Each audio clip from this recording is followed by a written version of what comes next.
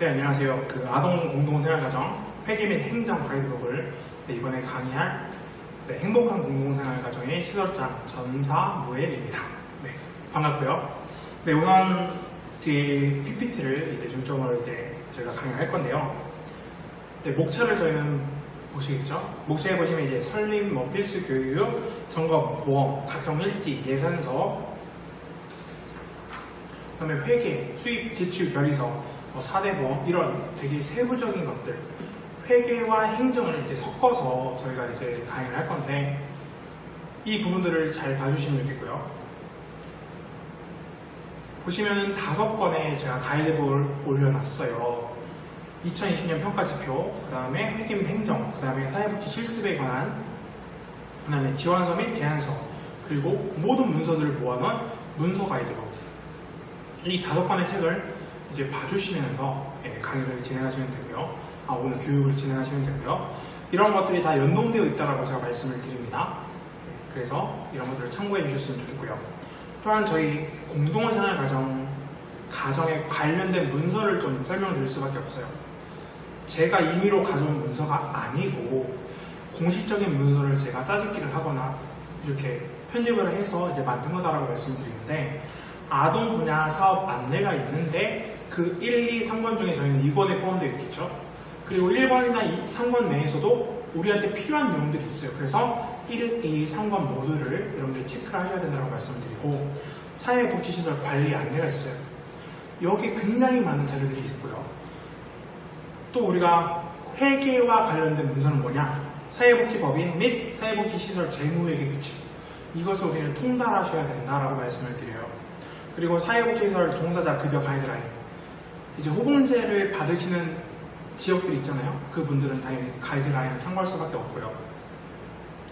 안전관리 매뉴얼이 있어요. 저희는 점검을 항상 받아요. 근데 그 매뉴얼이 안전관리 매뉴얼이 있고요. 그 다음에 지방자치단체 재무회계 규칙이 있는데 이 부분에서 우리는 참고할 부분들이 있어요.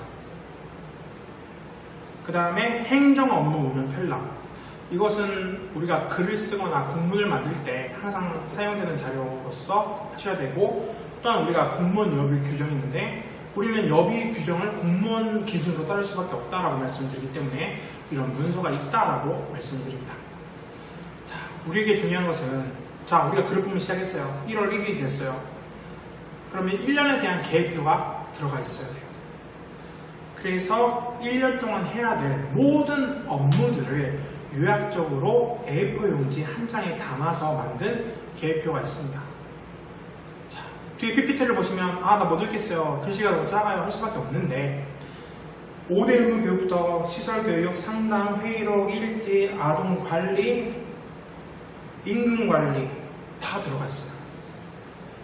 항목마다 몇 월에 뭘 해야 되고 몇 번 해야 되고 어떻게 해야 되는지가 다 한눈에 볼 수 있도록 되어 있습니다. 그러면 이것을 붙여놓으시고 1월에 이거 해야 되네 라는 게 한눈에 보이는 거예요. 그러면 마음이 편해져요. 왜? 해야 되는 일들이 다 적혀져 있으니까요. 그래서 이것을 참고를 하시고 이것이 내 그룹형에 맞는지 안 맞는지 당연히 체크를 하셔야 돼요. 당연히 제가 만들어서 무조건 쓰세요라고 하는 게 아니고 언제든지 편집하시고 저작권 없으니까요, 마음대로 사용하시면 됩니다. 자, 설립 부분이에요. 나는 설립을 했어요. 맞아요. 이미 500 몇 개가 설립이 되어 있는데 이게 뭐가 중요합니까? 근데 아셔야 돼요. 왜냐하면 매년마다 조금씩 신규 시설이 들어가 있는데 그 신규 시설에서 정보가 없어요. 그래서 넣을 수밖에 없었다는 사실을 말씀을 드리는데, 당연히 아파트가 있어야 되죠. 근데 이런 것들은 당연한 거니까 제가 안 낸 거고요. 우리는 서류적으로 볼게요. 운영 규정이 있어야 되고, 사업 계획서가 있어야 되고, 예산서가 있어야 되고, 또한 자격증 4번이 있어야 됩니다. 근데 이런 것들을 신규 시설은 구할 수 있는 방법이 없어요. 왜? 오픈을 안 하거든요. 내가 열심히 만들었는데 이거 어떻게 오픈해 하는 분들이 있을 수 있기 때문에 저는 책에 싸그리 오픈을 해봤습니다. 그래서 운영 규정이든 사업 계획서든 누구든지 가져가셔서 자기한테 맞는, 자기 그룹형에 맞는 운영 규정이나 사업 계획서를 가지고 사용하시면 됩니다. 자, 종사자를 채용하는 거, 시설은 준비되어 있어요. 그럼 종사자도 당연히 있어야 돼요. 근데 채용하는 것도 규칙이 있고 법칙이 있습니다. 공정하셔야 돼요. 이게 무슨 말이냐? 나는 불법으로 안 하는데요. 그게 아니고 서류적으로 완성되어 있어야 되고 또한 공개적으로 채용을 해야 된다는 것을 말씀을 드리는 거예요. 그리고 그 서류에는 규칙이 들어가 있는데 가장 핵심이 뭐냐? 제가 여기서 이제 보여드리는 게 보시면 이력서가 있어야 돼요. 내가 채용 공고를 냈어요. 그 당시 들어온 모든 이력서를 가지고 있어야 돼요. 근로계약서가 있어야 돼요. 근로계약서 사본도 이제 너무 많습니다. 근데 그것도 굉장히 근로계약서만 해도 굉장히 많은 내용들을 포함하고 있는데 가장 핵심적인 것만 줄일 수밖에 없었어요. 그것들을 이해해 주시길 바라고요. 또한 사회복지사 자격증 2급 이상 있어야 되죠. 주민등록 등본 있어야 돼요. 개인정보 동의서 필수예요. 행정정보 공동이용 사정 동의서는 충남은 하라고 해요. 근데 이제 다른 지역은 지자체마다 틀릴 수 있다라고 말씀을 드립니다. 건강검진표 있어야 돼요, 당연히. 체벌금지 서약서 있어야 됩니다. 통장사본 임금을 넣어야 될 게 있어야 되죠. 비밀보장 서약서 이거 완전 필수죠. 경력증명서 경력이 증명돼야지 되는 지역들이 있죠. 호봉제가 가능한 것들 그런 것도 있어야 되고요. 범죄 경력을 해주셨는데 이제는 인터넷으로 하시면 돼요. 굳이 경찰서에 둘이 같이 가서 사인해가지고 받아오기 전에 공인인증서만 가지고 시설장과 종사자님들 이제 오실 분 이제 합격하신 그 분과 함께 인터넷에 들어가서 다운을 받으시면 되는데 방법도 당연히 있다는 것을 말씀을 드립니다.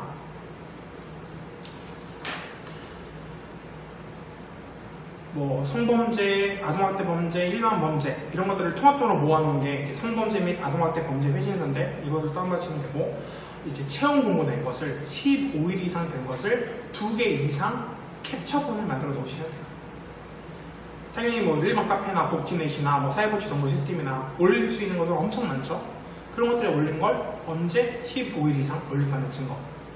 그 다음에 지자체마다 틀려요. 어떤 데서는 뭐 등본을 원하기도 하고 어떤 데서는 초본도 원하기도 하고 어떤 데서는 가족관계 증명서를 내놔라 하기도 해요. 근데 이건 지자체마다 틀리다라고 말씀을 드립니다. 자, 운영규정이에요.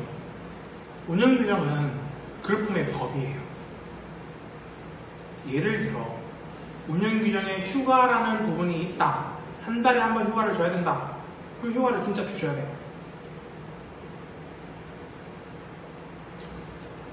운영규정에 어떤 누가 무단으로 결근을 하면 자체적으로 어떤 사유를 내야 된다. 하셔야 돼요. 시설 안에서는 운영규정이 법일 수밖에 없고요. 그 운영규정은 굉장히 중요한 부분일 수밖에 없고요. 또한 운영규정에서 이런 부분을 꼭 넣어야 된다는 게 평가 지표든지 점검이든지 할 때 항상 들어가요. 그래서 운영규정을 꼼꼼하게 만들어야 되고 그런데 운영규정 우리가 다 쉽게 할 수 있느냐? 못해요. 그래서 제가 넣어놨어요. 하지만 부족할 수 있어요. 왜? 저도 사람이니까. 하지만 최대한 넣어놨기 때문에 그것을 보시고 뺄 건 빼고 넣을 건 넣으시면서 하시면 되는데 적어도 평가나 점검 때는 크게 문제되지 않을 수준으로 넣어놨다는 것을 말씀을 드리고요. 그럼 여러분들 이제 뭐 하셔야 되냐? 난 휴가 얼마 줄 거냐? 나는 풀상 규정 어떻게 할 거냐? 이런 것들만 세부적으로 고치시면 돼요. 네. 그래서 운영규정에는 대략 종사자 보충이 들어가야 되냐, 개인정보 및 비밀정보, 이런 복무규정, 휴가, 뭐 포상제도, 학대 및 인권 침해 이런 규정들이 들어가 있어야 되냐? 네, 들어가 있다는 것을 말씀을 드립니다. 예시를 좀 볼게요. 보시면은 앞에 크게 예시라고 적어놨어요. 근데 잘 안 보일 수도 있는데 제정을 하고 일부 개정, 그러니까 처음 제정한 날짜와 우리가 항상 운영규정을 바꿀 수가 있거든요. 그때 언제 바뀌었는지 그리고 운영규정은 최신분만 가지고 있으시면 돼요. 보시면은 제1장 총칙해가지고 1장으로 시작하고 그 다음에 조로 시작하고 그 다음에 뭐 목적 이런 식으로 해서 가로를 쳐가지고 하시면 되는데 이런 것들을 항목마다 한 글자 한 글자씩 잘 살펴보셔야 돼요. 왜? 법이니까. 법은 한 글자 한 글자가 굉장히 중요하고요. 그 항목마다 굉장히 세심하게 넣어놨다라고 말씀을 드려요. 보시면은 조직 부분에 조직, 운영위원회, 아동, 3장에 보시면 입수, 절차 뭐 이런 거, 업무분장 범위 이런 식으로 너무 다양한 말이잖아요. 근데 그룹뿐만을 위한 운영규정을 제가 찾기가 좀 어려워서 여러 군데에서 모아서 최선을 다해서 이제 편집을 해서 여기다 넣어놨다라고 말씀을 드립니다. 그래서 이것을 참고하시면 크게 문제는 참고하시면 크게 문제는 없을 거다라고 말씀을 드립니다. 자, 사업 계획서예요. 우리 집에 있는 사업 계획서는 평균적으로 6쪽을 넘지 않을 겁니다. 정말 잘하는 그룹 보면 10쪽을 넘지 않아요. 왜냐하면 제가 사업 계획서를 정말 잘 만들고 싶어서 수십 군데에 문의를 해서 받았는데 평균이 6쪽에서 10쪽이었어요. 왜냐면 사업 계획서가 굉장히 구체적으로 만들면 잘 만들 수 있는데 그게 힘들거든요. 왜? 오픈을 안 해요. 그래서 어찌됐든 잘 모아서 편집을 잘해서 33쪽이나 되는 사업 계획서를 만들어 놨습니다. 그래서 사업 계획서에 대해서 제가 설명을 드릴게요. 첫 번째, 시설의 현황이에요. 자, 우리 시설은 어느 주소에 있고 몇 명이 있고 그 아동들의 이름이고 운영위원회는 누가 있고 남자가 입수되어 있는지 여자가 입수되어 있는데 종사자는 누가 있고 종사자의 자격은 뭐고 이런 것들. 그러니까 시설에 대한 정보를 볼 수 있는 시설 현황과 어떤 프로그램을 하는지가 중점이에요. 우리 그룹품은 자립 영역, 후원 영역, 교육 영역 이런 부분에서 아이들의 시설 환경 영역 이런 부분들에 대해서 어떤 교육을 하고 있다. 당연히 5대 의무 교육해야 되고 종사자 교육해야 되고 아동 교육해야 되고 이런 것들 다 들어가고 어디 여행 가야 되고 이런 부분들을 우리는 프로그램이라고 합니다. 아파트는 시설이고 내가 아이들과 열심히 노력하는 부분, 교육하는 부분은 프로그램인 거예요. 근데 프로그램에서 중요한 것이 뭐냐? 예산이 들어가야 된다라고 말씀드려요. 예산이 안 들어가는 프로그램은 있을 수 있어요. 그냥 단순히 5대 의무 교육할 때 돈이 들어갈 리가 없겠죠? 집에서 하니까. 하지만 목욕탕을 가야 돼요. 여행을 가야 돼요. 그러면 당연히 예산이 들어갈 수밖에 없잖아요. 그 예산을 넣어주셔야 되고요. 또 뭐가 들어가냐? 예산서가 들어가요. 사업계획서를 대체 언제 만듭니까? 작년부터 시작해서 이제 올해 만들어야 돼요. 그래서 발표를 해야 돼요. 그러니까 2020년도면 2019년도 12월 달에 이미 나와야 돼요. 그때 예산서도 들어가야 되죠. 그리고 작년에 무슨 일을 했는지 사업 실적 보고서가 들어가야 돼요. 자, 이런 것들을 우리가 만들 수 있나요? 힘들어요. 하지만 제가 편집해서 잘 만들어 놓은 거에는요, 조금만 신경을 써서 체크를 하시면 쉽게 만들 수 있도록 해놨어요. 제가 이걸 얘기하는 이유는요, 정말 항목만 체크하시면 될 수 있도록, 프로그램은 아예 건들지 않아도 아예 그냥 제출만 해도 돼요. 그냥 모든 것들이 정보가 다 들어가 있게끔 해놨어요. 그래서 그것을 잘 보시고 32쪽이나 되는 것을 딱 내놓으시면 사업계획서 잘 돼 있네. 시설 현황만 체크하시면 돼요. 잘 적어주시면 되고 프로그램은 거의 건들지 않으셔도 돼요. 그 다음에 사업 실적 보고서 횟수만 적으시면 돼요. 아동이 몇 명 입수했고 몇 명 퇴소했고 후원금은 얼마고 여행 몇 번 갔고 이런 것들 그냥 체크만 하시면 되고 프로그램 건들 게 없을 정도로 잘 해놨다라고 말씀을 드립니다. 그래서 예산서를 그렇게 만들어 주시면 되는데, 사업 예산은 연간 사업 계획서, 그러니까 사업 계획서를 일일이 제가 설명을 드리고 싶은데 PPT다 보니 다 보일 수가 없어요. 그래서 목차만 내용만 보여드리면 목적, 범위, 개요, 기간, 현황, 조치도, 종사자, 아동, 운영위원회 명단, 설비, 재산, 연역, 비품관리대장, 약도, 자격증, 예산서, 전년도 사업 실적 보고서, 행정, 생활, 자립, 영양, 시설, 자원봉사, 후원자 관리 프로그램 이런 식으로 되게 구체적으로 해놨어요. 네. 왜냐면 이거 만드는 데 되게 힘들었거든요. 그래서 굉장히 강조를 하는 겁니다. 실제로 보시면 되게 뿌듯하실 거예요. 와, 이렇게 잘 만든 게 있어? 네. 넘어가시죠. 연간 사업 계획서 빈칸만 채워 넣으면 됩니다. 월별 계획표를 일부러 뺐어요. 왜냐면 월별 계획표가 뭐냐면 1월에는 뭐 해야 되고 2월에는 뭐 해야 되나 이런 게 있는데, 제가 맨 앞에 1년에 해야 되는 총 해야 되는 것들을 한 장짜리로 모아놨잖아요. 그것을 참고하시라고. 그래서 월별 계획표를 뺐고요. 12월 달에 작성하시는 게 당연히 맞고요. 한 번만 제대로 만들어 놓으면 그 다음 연도에 그 명칭만 조금만 바꾸면 돼요. 그리고 가장 우리들 할 수 있는 최선을 다한 기본 틀을 만들어서 제공을 했다라는 것을 말씀드립니다. 그리고 보시면은 프로그램은 예산이 꼭 들어가야지 프로그램이 완성이 됩니다라고 말씀드리고요. 또한 32쪽이나 되는 게 사업 계획서에 있고 그 계획서에 칸을 잘 채워주시면 된다라고 계속 제가 강조하고 있는데 정말 만드는데 힘들었거든요. 그것을 꼭 강조를 드립니다. 자, 보시면요, 이제 지부장을 하시면, 제가 지부장을 4년 동안 하면서 수없이 많이 들었던 것이 대체 어떻게 이걸 해야 됩니까? 라는 거예요.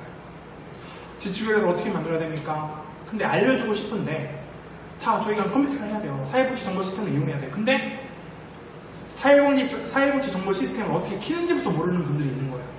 근데 그걸 제가 어떻게 알려줘요? 그래서 저는 그분들한테 사회복지 정보 시스템에 교육하는 데가 있다고 알려줘요. 그래서 그것을 먼저 교육받고 저한테 물어봐 달라고 부탁을 해요.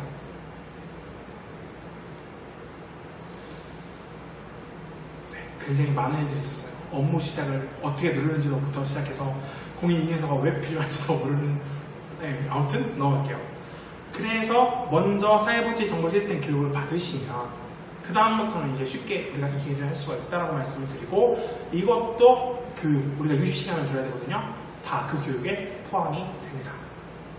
자, 60시간 교육이 있는데 보시면 필수로 들어야 되는 교육이 있습니다. 개인정보법, 성희롱, 성매매, 성폭력, 아동학대, 퇴직연금, 사회복지사 보수교육, 인권교육, 소방안전교육, 장애인 인식개선교육, 산업안전보건교육. 와, 나 이거 어떻게 들어요? 라고 할 수 있어요. 사회복지사 보수교육은 당연히 8시간을 우리가 오프라인에서 실제로 강의를 들으면서 해야 돼요. 그 외에는요, 인터넷으로 강의를 들을 수가 있고요. 이것을 통합적으로 모아놓은 사이트가 있다라고 저는 말씀드리고, 당연히 책에는 나와 있습니다. 그리고 금액까지도 나와 있고요.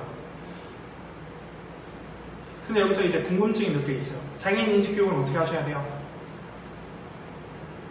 인터넷으로 들어가셔서 하셔야 돼요. 근데 산업안전보건교육 해야 되니까 저희가 5인 미만 시설이에요. 5인 미만 시설, 즉 그룹홈은 산업안전보건교육을 안 해도 되지만 쉼터도 여기에 있거든요. 쉼터도 저희 그룹홈 안에 포함되어 있거든요. 그분들은 5인 이상 사업장이에요. 그러니까 산업안전보건교육을 하셔야 된다라고 말씀을 드립니다. 어쨌든 이 필수 교육을 한 사이트 내에서, 강의하는 사이트 내에서 인터넷으로 들을 수가 있다라고 말씀을 드립니다. 자, 우리는 또 보험을 들어야 돼요. 왜? 우리는 그룹홈이거든요. 어떤 보험을 들어야 됩니까? 아동에 대한 보험도 들어야 되고요. 또한 시설에 자동차가 있을 수 있잖아요. 사랑의 열매에서나 어떤 각종 마사회에서나 받을 수 있잖아요. 그러면 그게 시설 차면 당연히 시설 차도 자동차도 보험을 들어야 돼요. 그리고 당연히 저희 4대 보험 퇴직금 이런 거 당연히 필수적으로 보조금을 받기 때문에 임금을 주셔야 되기 때문에 들어야 돼요. 그게 끝이 아닙니다. 복지시설 종합안전 대상 공제가 있어요. 우리가 1년에 상반기 하반기로 안전점검을 하잖아요. 그럼 거기에 사회복지공제에 들어가서 5억 이상 그 보험을 드는 칸이 있잖아요. 근데 그것을 우리가 굳이 다른 데다 들을 이유가 없어요. 사회복지공제에서 10만원도 안 되는 금액에 해주잖아요. 그게 복지시설 종합안전배상공제예요. 거기에 화재 보험도 들어가 있어요. 그 다음에 거기에 1만원씩 내면요, 종사자 보험, 신원재정 보장공제, 정부지원단체 상해공제, 이런 것들을 종사자 보험도 들 수 있고, 또한 우리가 재정보험이라고 해서 회계하는 분들이 회계를 실수로 잘못해서 돈을 이상한 데 사용할 수 있잖아요. 그것을 보장해주는 보험이에요. 이것은 원하는 금액을 들 수 있고, 또한 1천만원당 1만원씩 보험 금액이 있어요. 예를 들어서 그룹홈이 1억 2천 정도의 예산이 있다고 하면 1억 2천까지 다 들으셔도 되고, 난 3천만원만 들 거야 하면 3천만원 드셔도 돼요. 이거는 딱히 큰 문제가 안 됩니다. 근데 매년마다 들어야 된다는 거. 모든 보험은 매년마다 갱신하셔야 돼요.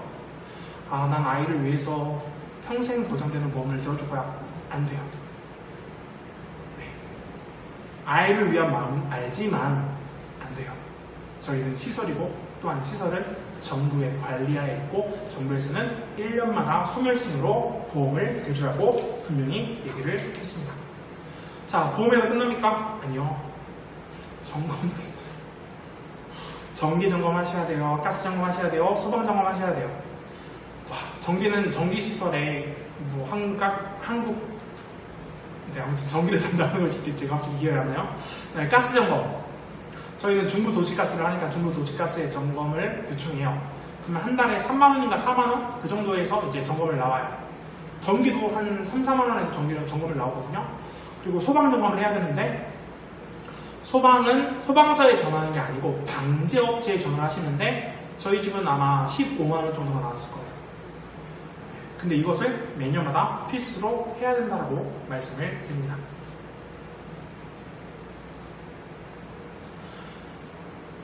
일지예요. 자, 각종 일지가 있습니다. 자, 기억나는 일지, 보육일지, 상담일지, 운영일지, 양로일지. 보육일지는 아동과 관련된 일지예요. 운영일지는요, 선생님과 관련된, 종사자와 관련된 일지예요. 자, 상담일지는요, 아동과 상담하거나 선생님과 상담하거나 학교 선생님과 상담하거나 네, 부모님과 상담하거나 다 들어갈 수밖에 없고요. 약물질은요, 아이가 아파서 시설 자체에서 뭐 어떤 약을 주거나 아이가 아파서 병원을 가거나 어떤 긴급 상황, 양호가 그러니까 병과 관련된 모든 경우의 상담일지를 건마다 쓰셔야 됩니다. 자, 우리가 한 번씩 살펴볼게요. 자, 보육일지를 한번 보세요. 아동과 관련된 것이기 때문에 제가 양식이 표준은 아니지만 적어도 제 양식대로 작성된 양식대로 쓰시면 문제는 없을 거다라고 말씀드려요. 첫 번째는 식사. 아침, 점심, 저녁 뭐 먹었냐. 중간에 이제 점심에 애들이 학교 급식을 해요. 그럼 학교 급식 적으시면 돼요. 그리고 보시면요, 다 적어요. 아니, 밥 먹는 거 아니야? 그러니까 밥은 굳이 빼면 안 돼? 아니요, 그냥 다 적으세요. 밥 종류, 현미밥 적으시면 돼요. 그리고 김치, 당연히 먹는 거 아니야? 배추김치 적으시면 돼요. 이렇게 일일이 적어야지만 제가 잘했다고, 우리가 그룹품이 잘하고 있다고 증명할 수 있어요. 그리고 충남에서는 간식비가 나오기 때문에 저는 여기에 간식을 넣었고요. 그 다음에 애들이 언제 자고 언제 일어났냐. 물론 애들마다 틀려요. 그래서 공식적으로 언제 잤고 언제 일어났는지, 언제 일어났고 언제 잤는지, 이것들을 그냥 공식적으로 한 번만 적으시면 되고요. 그 다음에 아동마다 3줄에서 5줄. 아, 난 3줄 싫어. 한 줄만 쓸 거야. 해도 돼요. 왜? 제가 강요는 못하거든요. 근데 저희 그룹품은 3줄에서 5줄 정도로 아동이 언제 일어났고 언제 뭐 했는지, 학교에서 어떤 생활을 했는지, 이런 것들을 적어요. 힘들어요. 저희 보육사 선생님들 힘들어요. 하지만 이것이 우리가 일을 잘하고 있다는 것을 증명할 수 있는 방법이기 때문에 3줄에서 5줄 정도로 적어달라고 부탁을 드립니다. 저희는 지금 아이가 7명 있으니까 3줄만 해도 5줄만 쳐도 거의 30줄이나 써야 되는 거거든요. 하지만 합니다. 그리고 마지막으로 타임테이블이에요. 보시면은 6시 40분에 고등학교 아이가 일어났고요. 7시 20분에 또 뭐 중고등학교 아이가 일어나서 밥을 먹고 학교에 가고, 또 언제 누가 몇 시에 됐는지, 또한 누가 학원을 언제 갔는지를 타임테이블대로 정리를 했어요. 귀찮죠? 하지만 이 보육일지는요, 패턴이 있어요. 월, 화, 수, 목, 금 학교를 가기 때문에 그 패턴을 우리가 제대로만 적어 놓는다면 다음 주에는 바꿀 게 별로 없어요. 그래서 우리가 열심히 한 달만 제대로 일지만 적어도요, 그 다음부터는 크게 바꿀 게 없다라고 말씀을 드리기 때문에 크게 어려운 게 아니다라고 얘기를 합니다. 자, 운영일지예요. 시설장님, 보육시장님을 통틀어 우리는 종사자라고 부르는데, 그 종사자분들이 한 모든 일들을 적어주시면 돼요. 아침 식사를 준비했어요. 식사 준비했어요. 점심도 준비했어요. 청소를 했어요. 이거 당연한 거잖아요. 밥을 만들었어요. 반찬을 만들었어요. 장을 봤어요. 이거 당연한 거잖아요. 근데 적으셔야 돼요. 점검하는 부분에, 평가하는 부분에 일주일에 한 번씩 장을 볼 수 있도록 장을 봐야 된다고 적혀 있어요. 왜? 아동의 건강한 먹거리를 위해서.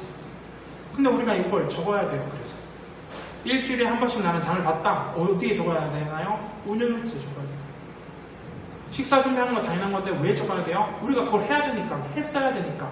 안 적으면 안 하게 됩니다. 택배 받은 거 다 적어야 돼요. 사소한 것일지라도 여러분들이 적는 습관을 해야지 우리가 인정을 받을 수 있다라고 말씀을 드립니다. 자, 상담일지 보시면 글이 많아요. 어쩔 수 없이 글이 많을 수밖에 없어요. 이 내용은 아동이 직업과 관련해서 고민하는 부분을 상담했는데 보시면 대화체가 들어가 있어요. 자, 내가 얻은 아이와 상담을 했어요. 그래서 내가 이제 글을 적어요. 나는 언제 이 아이가 이런 고민이 있는 것 같아서 아이와 언제 어디서 이런 상담을 했는지 쭉 적고 거기에 대해서 내 의견을 다 적어놨어요. 와, 멋있게 만들었어요. 근데 상담하는 분들이 보면요, 뭐가 빠졌냐라고 하면 아이의 직접적인 의견이 들어가 있지 않았기 때문에 문제가 있다고 말을 해요. 왜요? 아이의 직접적인 의견이에요. 근데 그걸 우리가 어떻게 얘기할 수 있어요? 대화체를 넣으면 돼요. 보시면은 제가 상담해서 이렇게 적었고요. 그 밑에 아동과 저의 대화체가 그대로 적혀져 있어요. 그리고 그 대화체는 전부를 적으라는 게 아니고요. 핵심을 담으라는 거예요. 아동의 직업에 대해서 어떤 고민을 가지고 있었는지를 적고 거기에 대해서 얘기를 했던 부분을 적어주시면 그래, 이게 상담일지가 되는 거예요. 왜? 아동의 의견이 직접적으로 나와 있기 때문에. 단순히 제 의견을 적는 것은 상담일지다라고 할 수 없다라고 말씀을 드립니다. 자, 회의록이에요. 아동도 회의를 하고요. 종사자도 회의를 합니다. 아동은 한 달에 한 번 해달라고 부탁을 드려요. 종사자는요, 최소 기준이 한 달에 한 번인데 우리가 솔직히 한 달에 한 번 회의하나요? 솔직히 거의 매일 회의를 하지 않나요? 하지만 그래서 매일 적을 수는 없잖아요. 그래서 일주일에 한 번은 해야 된다라고 말씀드려요. 즉 아동은 매달 한 번, 종사자는 매주 한 번. 아동회의는 아동들끼리 하는 것이 원칙이고요. 어떤 내용이든 우리가 부족하게 느낄 수 있지만 아동끼리 회의하는 것을 우리는 지지해야 된다라고 말씀을 드려요. 제가 예시를 한번 보여드릴게요.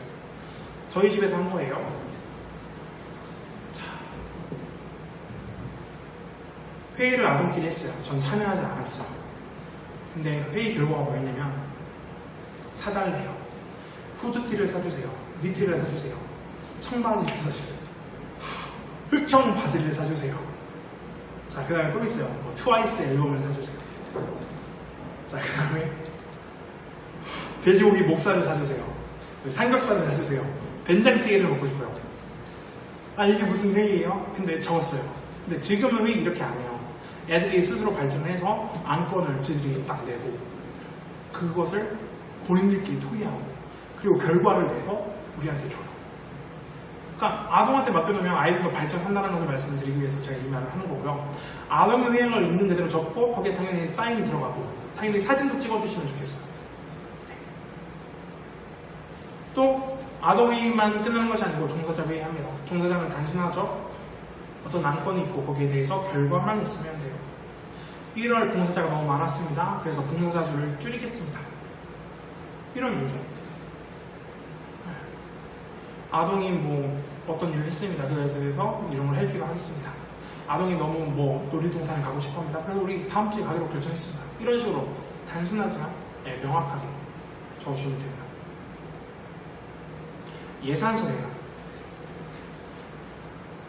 예산서는 되게 힘든 부분이라서 제가 예시를 통하여 실제적으로 저희 그룹통해서 사용하는 예산서를 보여드리는 것을 통하여 얘기를 할 수밖에 없어요. 근데 그 예산서 규칙이 있는데 사회복지법인 및 사회복지시설 재무회계 규칙에 예산서를 작성하는 법이 들어가 있어요. 그래서 그것을 참고를 하시고 근데 그게 그렇게 우리에게 참고가 될 수는 없거든요. 그래서 실제 예산서를 보여드리고 예산서를 작성하는 방법이 우리는 기억하셔야 되는 부분이 있는데 산출 내역 순서예요. 그러니까 이 예산을 만약에 100만 원을 써야 돼요. 근데 이 100만 원을 어디에게 누구에게 써야 되는데 이것을 금액, 인원, 개수, 횟수, 일, 비율 순으로 정리를 하시면 됩니다. 굉장히 중요한 부분이에요. 금액, 인원, 개수, 횟수, 일수, 비율. 공무원분들이 이 방식대로 쓰기 때문에 제가 이 방식을 차용해서 여러분들에게 보여드리는 거고요. 그 방법대로 우리가 금액뿐만 아니고 여러 가지 것들을 이제 산출 내역을 적어야 되는데 예시를 보여드릴게요. 인건비에 대해서 이제 예시를 보여드립니다. 시설장 한 명당 월 얼마, 뭐 12개월 뭐 이런 식으로 해가지고 연 얼마. 그다음에 처우 개선비가 저희는 충남 나오는데 시설장 한 명당 뭐 얼마, 그다음에 몇 월, 뭐 이런 기준들을 다 적어서 일일이 제가 적어놨어요. 금액은 제가 굳이 밝히면 안 될 것 같아서 이렇게 두리뭉실하게 말했는데,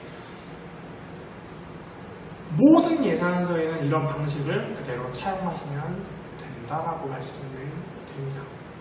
이것들을 실제로 여러분들이 눈에 그러니까 앞에 계시다면 구체적으로 한번 해보는 방식도 할 수 있는데 그것은 일단 불가하니까 넘어가시고요. 자, 아까 전에 그냥 두리뭉실하게 예산서를 작성했으면 이번에는 인건비에 대해서 더 명확하게 했어요. 우리가 사대보험 부담금 내잖아요. 거기에 넣고요. 퇴직 적립금 하잖아요. 그 다음에 원천세, 지방소득세. 원천세는 근로소득세고 또한 지방소득세 내야죠. 그 다음에 처우개선비. 이런 식으로 각 항목마다 인건비를 세분화해서 제출할 수도 있어요. 근데 굳이 이렇게 하지는 마시고요. 그냥 아까 전에 제가 보여드릴 때는 이렇게 기본적인 내용, 그냥 통합적으로 이제 금액을 적어서 인건비를 산출하시는 것을 사용하시기를 바라고요. 아니야, 나는 되게 구체적으로 할 거야 라는 분들은 이런 방식대로 되게 구체적으로 해주시면 됩니다. 자, 사회복지시설 재무회계 규칙을요, 우리는 벽에 걸어 놓으셔야 돼요.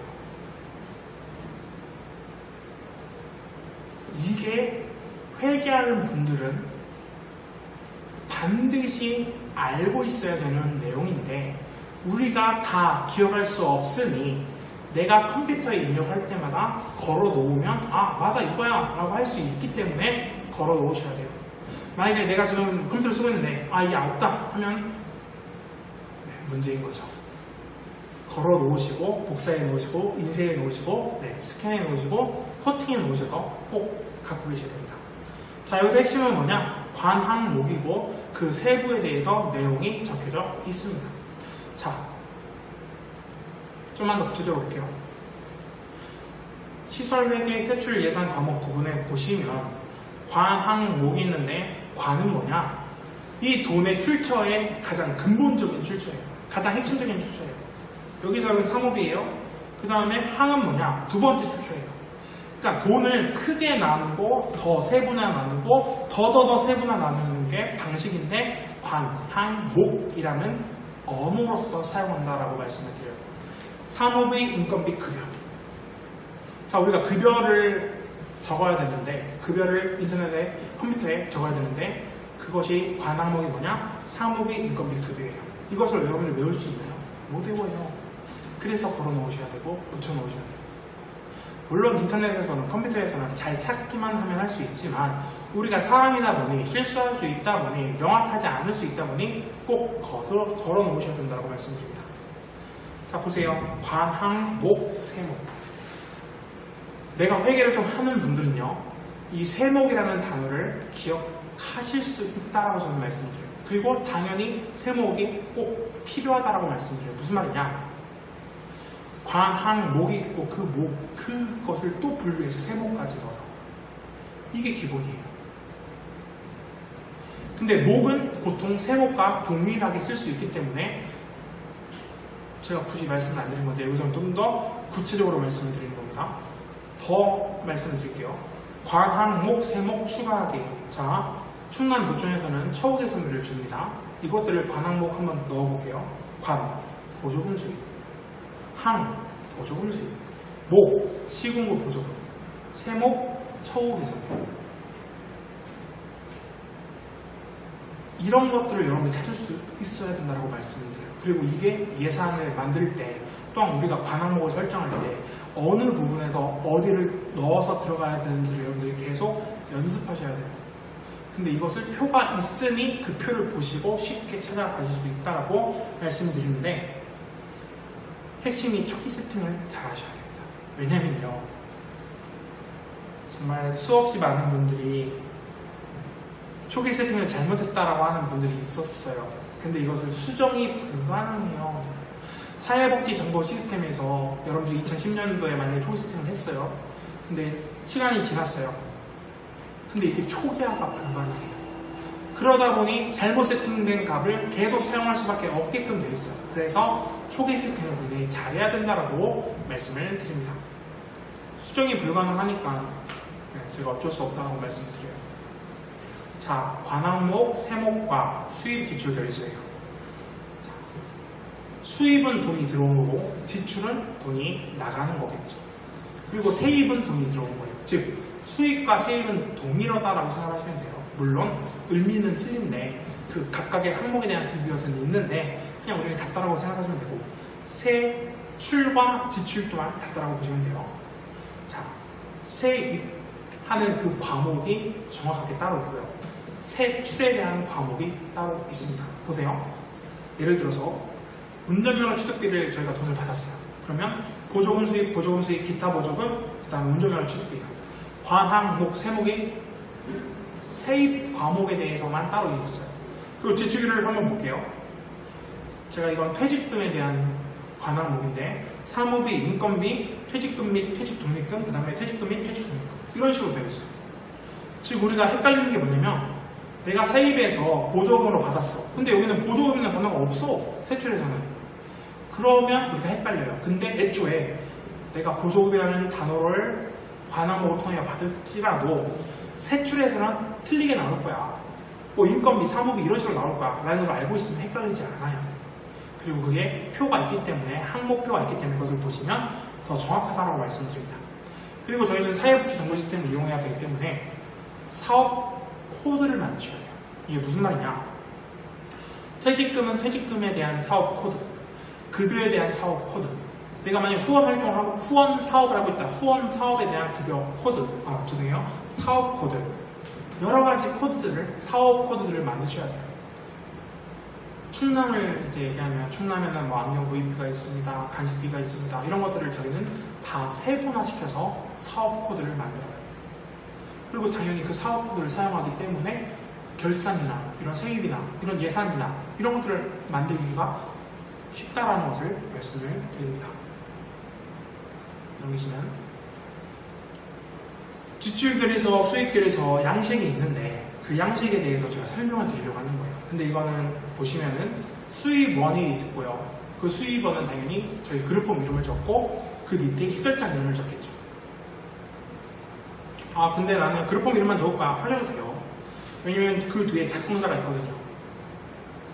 그 다음에 어떤 사업인지 제가 아까 말씀해드린 뭐 급여는 급여, 퇴직금은 퇴직금, 뭐 처우개선비는 처우개선비 이런 사업 코드를 똑같이 적어주시면 되고 발의, 결제, 출납, 등기는요 한 날이에요. 돈이 들어온 날, 돈을 쓴 날 이런 식으로 적어주시면 돼요. 자, 계정 과목, 적용, 금액, 거래처, 자금 원천에 대해서 제가 말씀드립니다. 수입과 지출결의서는 완전 틀린 종류라고 생각하시면 돼요. 윗부분에 수입결의서가 있는데 계정 과목이 운전면허 취득비예요. 그럼 적용은 뭐냐? 수입결의서의 적용은요 그냥 목과 계속 세 목과 똑같다고 생각하시면 돼요. 왜냐면 돈에 대해 들어온 거는 그냥 그 돈에 대한 목적을 적을 수밖에 없는데 세 목 자체가 목적을 적는 거기 때문에 똑같다라고 생각하시면 돼요. 그래서 운전면허 취득비가 여기도 당연히 운전면허 취득비. 근데 제가 여기서 좀 넣은 게 뭐냐면 어떤 아동에 대한 운전면허 취득비. 뭐 이 정도는 그냥 센스죠. 네. 그 다음에 금액 적고 그 다음에 거래처. 여기서 거래처는 돈을 준 곳인데 우리는 당연히 시청이나 도청이나 국가에서 돈이 들어오기 때문에 저는 여기 시청에다라고 적었습니다. 그리고 자금 원천 뒤에 나오겠지만 거의 대부분 보조금이겠죠. 자, 이제 지출결의서 넘어가 볼게요. 계정 과목 똑같아요. 근데 제가 이제 항목을 바꿔서 퇴직금으로 바꿨어요. 자, 적요가 있어요. 지출결의서의 핵심은 적요를 얼마나 잘 적는 건데 여기서 보시면 누구 1월 퇴직적립금 하고 그 뒤에 거래처를 적는데 이 거래처는 수입결의서에 있는 거래처와 똑같아요. 퇴직적립금을 누가 줍니까? 시장에서 주겠죠. 하지만 내가 어떤 물품을 샀어요. 이마트에서 샀어요. 그럼 이마트를 적어야 돼요. 이것을 사용한 거래처예요. 수입결의서는 들어온 거래처고 이건 사용한 거래처. 이 의미를 잘 파악해 주시면 되고요. 금액 적으시면 되고. 근데 여기 보시면요. 거래처도 있고 수입결의서에는 거래처도 있고 자금 원천이 있는데 지출 결의서에서는 거래처가 적요 옆에 붙고 상대 계정이 새로 생겼어요. 자, 수익 결의서는요, 돈이 들어온 거기 때문에 상대 계정이 없어도 돼요. 왜? 그냥 쑥 들어온 거니까. 하지만 지출 결의서, 돈을 쓰려면요, 어떤 돈에서 썼는지를 나와야 돼요. 그게 상대 계정이에요.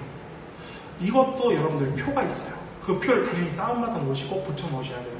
그래서 내가 돈을 쓸 때마다 어떤 수익 계정에서 갖고 와야 되는지를 우리가 매칭을 잘 시키셔야 돼요. 이거 틀리면요, 예상자가 굉장히 복잡해지고 힘들어지고 어려워집니다.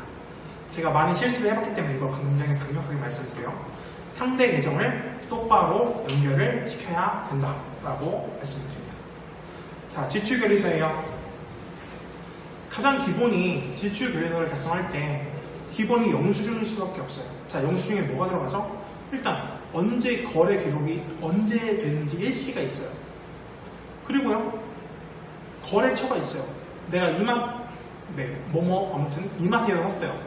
그러면은 뭐 2020년 몇 월 며칠 적고 있고 이마트 있어요.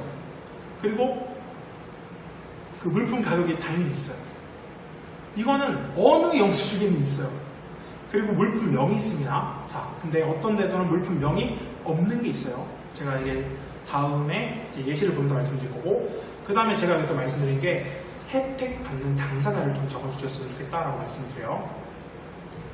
자, 일단 실제 영수증인데 한번 보여주시고요. 위에 이마트가 있고 거래 일시가 있고 물품명이 있고요. 물품명을 잘 읽어드릴게요. 샌드위치, 그 다음에 모닝롤 빵이에요. 그 다음에 뭐가 있습니까? 물품 가격이 있어요. 즉 이마트에서 언제 두 개의 물품, 식빵과 모닝롤 빵을 얼마 주고 샀다? 여기서는 6,000원이네요. 6,000원 주고 샀다. 이게 보통 이제 영수증이죠. 그리고 이 정보가 있으면 이제 저교에 식빵, 모닝롤, 그 다음에 그 가로하고 거래처의 이마트 이런 식으로 이제 딱 적으시면 되는데, 혜택 받은 대상자를 여러분들 좀 적어주셨으면 좋겠어요. 무슨 말이냐? 우리가 물건을 샀어요. 근데 항상 우리는 점검을 받잖아요. 그러면은 이제 공무원분들이 이걸 누가 사용하는지를 물어요. 의심하는 게 아니고 합리적인 의심, 아니 합리적인 궁금증일 거예요. 치킨을 언제, 뭐 이런 식으로, 뭐 안경을 샀어요. 이 안경 누가 쓰는 거냐? 이런 거 질문할 수 있는 거잖아요. 뭐 신발을 샀어요. 이 신발 누구 거냐? 질문할 수 있는 거예요. 그래서 혜택 받은 대상자를 옆에 적어주셨으면 좋겠어요. 그러면 나중에 의심받을 이유도 없고 우리도 당당하게 얘기할 수 있어요. 이 신발 어떤 아동이 원해서 산 겁니다. 근데 그런 내용이 없으면 넘어갈게요. 자, 두 번째 영수증이에요. 여기에는요, 치킨집이에요. 근데 물품명이 없어요. 치킨을 수없이 시켜먹는 저로서는 이런 영수증을 굉장히 많이 받습니다. 그럼 당연히 치킨집이니까 당연히 치킨 시켜먹겠죠 할 수 있는데, 우리가 조금만 더 노력해서, 예를 들어서 뭐뭐 치킨 2마리, 뭐뭐 2마리 치킨 적고 플러스 1.5리터 뭐 콜라 추가 뭐 이런 식으로 적어주면 괜찮죠. 왜냐하면 우리는 항상 증명을 할 수가 있어야 되고 보호를 할 수가 있으셔야 돼요. 당연히 원칙적으로는요, 거래 명세서를 뽑아서 그 치킨명이 들어가 있어야 되는 게 맞는데, 치킨집에 거래 명세서를 저 요청해본 기억이 없어서 그냥 이런 식으로라도 해야 된다라고 말씀을 드립니다. 근데 이런 거는 별로 그렇게 물품명이 없는 영수증이 그렇게 많지가 않아서, 하지만 없다면 꼭 넣어주세요. 그래서 핵심은 한 번만 말씀드리면, 거래, 제가 한 번만 핵심만 말씀드릴게요. 영수증에는 거래 일시, 거래처, 물품명, 물품가격, 그 다음에 혜택받은 대상자가 들어가야 된다라고 말씀을 드립니다. 자, 이제 다음으로 넘어갈게요. 수입 결의서에서 적용은 보통 계정 과목, 세목과 같다라고 말씀드리고요. 지출 결의서의 적용은 물품명이 들어가야 되고요, 거래처가 들어가야 돼요.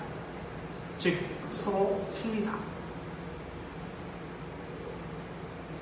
제가 이걸 너무 많이 헷갈려 본 사람으로서 명확하게 말씀을 드리고 싶었습니다. 그리고 이제 자금 원천이라는 게 있어요. 자, 보조금이에요. 정부에서 받는, 동사무소에서 받는, 시청에서 받는, 어디든지 정부에서 받는 모든 공공시설에서 받는 모든 돈은 보조금이에요. 급여, 퇴직전입금 이런 거 다 보조금이에요. 아동생계비 다 보조금이에요. 자부담은 뭐냐? 실제로 나의 돈이 들어갔어요. 예를 들어 저희가 이체를 하잖아요. 그럼 이체 수수료가 발생하는데 저는 이것을 그냥 자부담으로 채워요. 그러면 그때는 자부담이죠.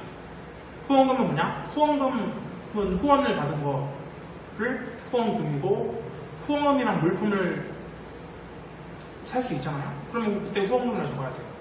수익사업은 제가 10년 이상을 겪음을 하면서 수익사업만큼은 체크한 경우가 없어요. 왜? 우리가 수익사업을 못하거든요. 안 했거든요. 할 수 없었거든요. 네. 수익 사업은 넘어가시면 됩니다. 자, 수익 및 지출 개정 과목입니다. 수익 계획서의 개정 과목은 수입 계정만 적으셔야 돼요. 이거 당연한 말인데 제가 강조하고 싶은 게 뭐냐면 수익 계정 과목이 있고 지출 계정 과목이 따로 있다라는 사실을 저는 말씀을 드리고, 지출 계획서의 개정 과목은 수익 계정과 반드시 연결을 시켜야 돼요. 이거 연결시키는 건 굉장히 중요해요. 한 번 더 강조를 드리는 겁니다. 제가 일일이 다 설명해주면 고맙겠지만 불가능해요. 네, 제가 하려고 방법을 수없이 찾아봤지만 불가능하기 때문에 이렇게 설명을 할 수밖에 없었다라고 말씀을 드립니다. 자, 임금급여와 임금급여 이거 똑같은 동의어예요. 그 다음에 대장, 그 다음에 명세서예요. 임금대장, 임금명세서라고 할게요. 자, 우리가 수달사님 1명, 보육사님 2명이기 때문에 3명의 분량에 대해서, 그러니까 3명 급여에 대해서 한 묶음에 한 번에 적은 걸 임금대장이라고 해요. 그리고 한 명씩 구체적으로 적은 걸 임금명세서라고 해요. 임금명세서는 언제 쓰이냐? 월급을 주고 나면 그 월급 준 분한테 임금명세서를 줘야 되고요. 우리가 점검을 받거나 시청에 낼 때가 있잖아요. 그때는 임금대장을 주면 돼요. 임금대장에는 모든 사람들의 내용이 있기 때문에 그것은 시청에 점검할 때 내는 것이고, 임금명세서는 각각 직원분들한테, 종사자분들한테 드리는 거다라는 그 차이고, 이거 외우는 방법이 쉽습니다. 임금대장은 대장이네. 대장은 3명을, 그러니까 부하들이 있을 수 있잖아요. 그래서 3명을 다 적는 게 임금대장이다. 이런 식으로 외우시면 돼요. 네, 그러면 임금대장과 임금명세서를 헷갈리지 않으신다라는 것을 말씀드리고, 자, 실제로 보셔야죠. 임금명세서부터 볼게요. 자, 책 103쪽에서 104쪽 사이에 구체적으로 나와 있는데, 임금명세서를 보시면 일단 받는 것을 여러분 생각하셔야 돼요. 자, 여러분이 받는 돈은요, 여러 가지 항목들이 겹쳐져 있는 거고요. 여러분이 하는 것들은요, 단순하게 그냥 돈 얼마로 오는 게 아니다라는 것을 말씀드려요. 자, 받는 거 시작할게요. 기본급이 있어야 되고요, 처우개선비 있어야 되고요, 거기에 비과세, 뭐 식비나 숙직수당 이런 것들이 들어갈 수 있어요. 와, 이렇게 다양한 항목들이 있었냐? 라고 물을 수 있는데, 네, 있습니다. 기본급은 우리가 가장 기본이 되는 급여인데, 이 기본급을 통하여 무엇이 되냐? 4대 보험을 결정해요. 소득세를 결정해요. 원천세를 결정해요. 연말정산을 결정해요. 근데 당연히 영향을 주는 부분들이 있어요. 비과세가는 이제 기본급에서 그 비과세만큼을 떼요. 근데 제가 이런 것들을 지금 일일이 설명드리기보다 이런 항목들이 있다라는 것을 말씀을 드리는 거예요. 그러면 이제 거기서 끝나냐? 아니요.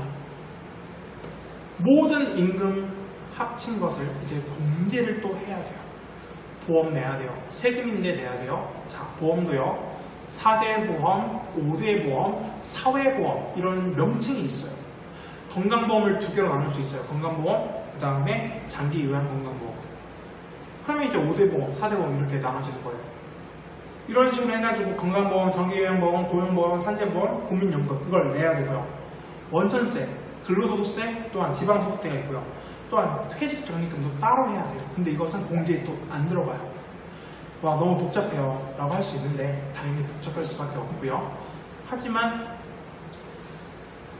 가장 기본적으로 우리가 알 수 있도록 다 해놨어요. 그래서 이것을 보시고 이런 거였구나 라고 이해를 해주셨으면 좋겠어요. 적어도 내가 받는 돈이 어떤 형식인지는 우리가 아셔야 된다라고 말씀을 드립니다. 그래서 이제 한 번 더 보시면요, 이제 급여 대장을 좀 보실게요. 대장이니까 3명분이 들어가 있는 거예요. 근데 여기 보시면요, 직위, 입사일 이런 내용들이 있어요.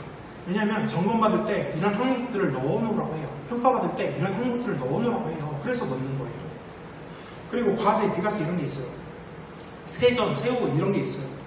4대 보험, 소득세, 이런 공제, 우리한테 들어오는 월급, 그 다음에 퇴직, 연금 이런 내용들이 다 들어가 있다는 사실을 말씀을 드립니다.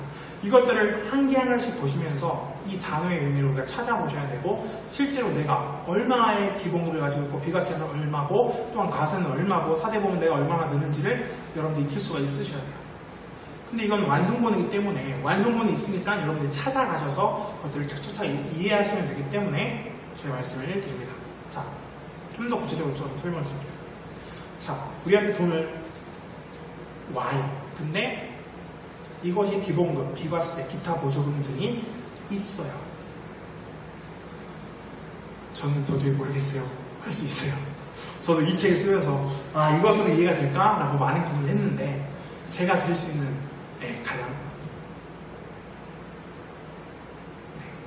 가장 잘하는 방법이다라고 생각해요. 그다음에 공제 내용, 이것들 표가 있습니다.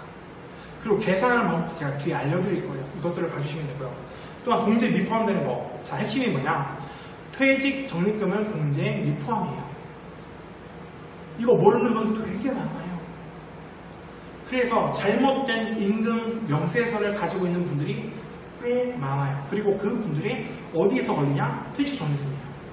퇴직 적립금은 공제에 미포함이고, 퇴직 적립금은 기본급의 나누기 12예요. 이것을 반드시 기억해 주셨으면 좋겠고요. 자, 계산하는 방법을 알려드리겠습니다. 일일이 퍼센트를 우리가 계산해야 됩니까? 아니요. 다음이나 네이버나 이런 데다 사이트에 4대 보험 계산기라고 치시면 나옵니다. 그러면 임금, 소득세, 산재, 4대 보험료 다 계산할 수 있어요. 근데 그 계산하는 방식을 우리가 이해를 하면 너무나 이해하기 편하니까 먼저 이런 형식으로 임금 대장, 임금 명세서가 구성되어 있다는 걸 알려드리고, 그 항목에 그 금액을 넣으시면 돼요. 기본급이 얼마이고 뭐 이런 것들을 넣으시면 자동적으로 4대 보험이 쫙 계산되어 나와서 자동적으로 우리한테 실제 받는 급여가 얼마인지가 나오고 퇴직급여가 얼마인지 나오는 거예요. 이런 식으로 계산하시면 되고, 실제 사용하는 임금 명세서, 임금 대장을 실제로 넣어놨기 때문에 그것들을 봐주시면 좋겠습니다. 자, 임금을 계산했어요. 그럼 우리가 돈을 뭐 내야 되죠? 4대 보험을 내야 돼요. 보정을 받는 모든 시설은 4대 보험을 내셔야 됩니다. 자, 이것을 한 번에 묶어서 낼 수 있어요. 4대 보험 통합징수 포털이 있어요. 그리고 뭐 각각 항목마다 건강보험, 뭐 산재보험 다 넣을 수 있는 사이트를 제가 다 넣어놨어요. 이 사이트에 들어가셔서, 저는 당연히 통합으로 넣을 수 있는 데를 쓰지만, 그러니까 여러분들은 각자의 선택이 있을 수 있기 때문에 어떤 사이트든 간에 들어가셔서 그 항목에 맞게끔 4대 보험비를 제출하실 수 있습니다. 자, 보시면 이제 퇴직연금이에요. 자, 퇴직연금은 기본급 나누기 12이고요. 12는 12자리예요. 그리고 퇴직금은요, 여러분들은 반드시 퇴직연금에 가입하셔야 돼요. 왜냐하면 오랫동안 일을 하는 사람이 있다고 칠게요. 2년 전, 3년 전, 올해 임금이 똑같나요? 똑같지 않아요. 적어도 올랐을 거예요. 근데 만약 여러분 퇴직연금에 가입하지 않으면요, 가장 최신 3개월에 나누기 11을 해서 퇴직금을 지급해야 돼요. 옛날에 적게 받았는데 다 소용없다니까요. 그러면 그 차액만큼 여러분이 지불할 수 있느냐? 힘들잖아요. 그래서 퇴직연금을 가입하고요. 저는 당연히 근로복지공단 퇴직연금을 가입을 했고요. 거기에 DC형이 있어요. 확정기여형 퇴직연금. 이게 뭐냐? 그 달마다 받는 금액을 12분에 해가지고 매 달마다 퇴직연금을 내고 나중에 그 퇴직하면 그 금액만큼 받은 금액만큼 주는 거예요. 어떤 분이 그렇게 물어봤어요. 수수료가 많이 나가지 않느냐? 1년에 4,700원 나갔어요. 4,700원이면 낼 수 있죠.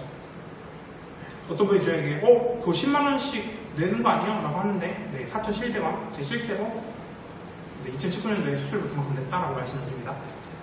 자, 근로소득세, 원천세. 자, 원천세라는 말이 근로소득세고요. 원천세와 근로소득세가 똑같은 말이고요. 그리고 지방소득세가 따로 있어요. 헷갈려요. 저도 헷갈려요. 하지만 근로소득세가 원천세라고 생각하시면서 근로소득세를 제가 원천세라고 할게요. 원천세는 홈택스에서 하시면 돼요. 캡처를 떠서 어떻게 해야 되는지를 다 넣어놨기 때문에 그것을 활용하시면 되는데 매달 1일부터 10일까지 그 전월 거를 원천세를 납부하셔야 돼요. 뭐 방기하는 방식이 있지 않습니까? 방기하는 거 있는데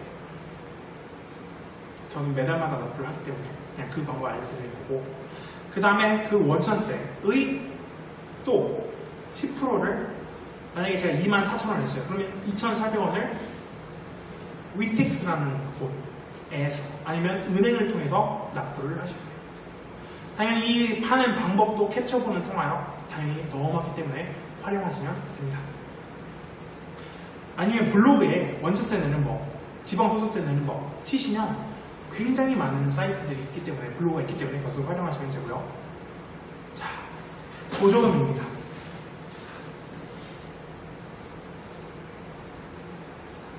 정부에서 주는 모든 돈을 우리는 보조금이라고 해야 되는데 그것을 우리는 정산할 수밖에 없어요. 근데 우리가 양식이 있어요. 이것은 충남을 기준으로 해서 만든 보조금 양식에 대한 예시고요. 각각 지역마다, 지자체마다 틀리다라는 걸 말씀드립니다. 충남은요, 일단 보조금 정산 보고서가 있는데 당연히 이것은 시청을 통해서 와요. 그럼 그 양식을 제가 어쨌든 서류상으로는 넣어놨기 때문에 그것을 보시면 되고요. 그 양식대로 보고서를 작성하고 그 다음에 집행 내역 공개를 해요. 이게 뭐냐면 시청에 가시면 모든 그룹폼에서 1년에 얼마를 어떻게 썼는지를 나올 수 있는 거예요.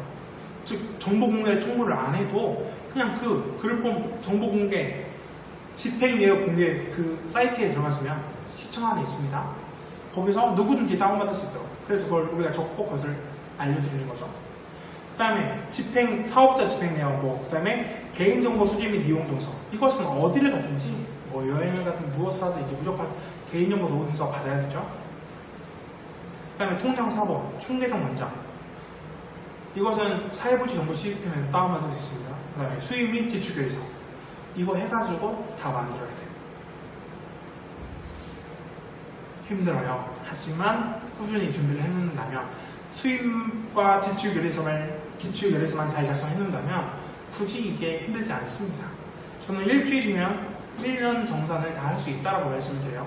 제대로 영수증 해놓고 수입 및 지출 결의서 작성을 해놓으면요. 자, 뒷부분 후원금도 똑같아요. 후원금이 보조금이냐? 네, 보조금입니다. 개인 돈 아니에요? 아니에요. 보조금이에요. 근데 양식이 좀 틀릴 수밖에 없죠. 왜? 일단 정산 보고서는 당연히 첫 번째에 들어가고요. 두 번째는 보조금은 정부에서 주는 거니까 그게 굳이 적을 필요가 없는데, 후원금은 후원자가 주는 거잖아요.